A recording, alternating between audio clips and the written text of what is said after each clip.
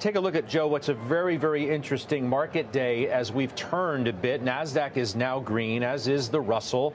So the Dow and the S&P obviously are well off their worst levels, and we're watching a number of different asset classes, from oil, of course, to the metals, et cetera. What are your thoughts here? So I think you have to ask, what is the message in the price action that we're seeing today?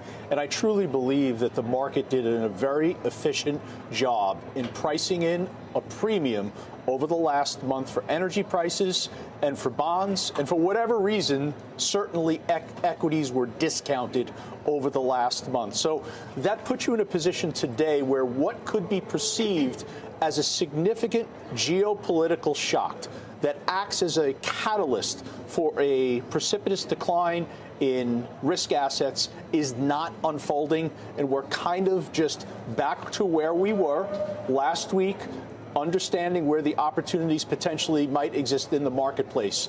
I also think it's interesting that it is the Mag 7 that once again are coming to the rescue on a day like today. It is Apple, it is Nvidia moving higher, it's Microsoft, it's Alphabet. So if there is ultimately an equity safe haven, those names once again prove themselves to be exactly that. The commentary, Mike Santoya, I'll come to you here just to lean on you for a moment, seems to be anything from briefly the markets will react, a geopolitical shock.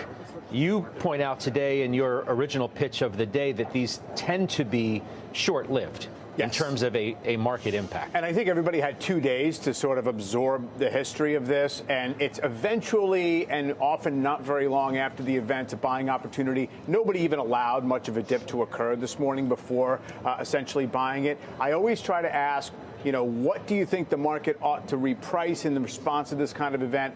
Brent crude going back to levels we saw last June was probably not going to radically alter the picture. As Joe mentioned, we have been sort of clenching up in advance of this. You had a 21 VIX going into the weekend when the S&P's been flattish. I do think it's, though, instructive to kind of see how the market's doing it today. More stocks are down than up. You actually have a mix of the sort of counter trend rallies in some mega cap tech, along with beaten up software and credit-sensitive investment banks, along with the usual energy going up, defense stocks going up. So the market's doing what it's been doing for a very long time, which is selling one thing to buy another, and essentially rotating away from danger and keeping us in the range. So I don't think we have any kind of an all clear based on the issues we've been grappling with for a few weeks, but you also saw not much of an exacerbating factor coming from what happened over the weekend. The new variable, of course, is energy. Prolonged closure, they talk about, of the Strait of Hormuz, that you could see oil above $100+ a barrel. And then, of course, that would mean something more significant for the equity market. Right. The Atlanta Fed tracker was at 5.3%, and it's now at 3%. And it could even go a little bit lower because January was really crummy for retail sales and auto sales. And you can blame it on weather. We'll have to see. So we are seeing a little bit of a growth scare. So it makes a lot of sense.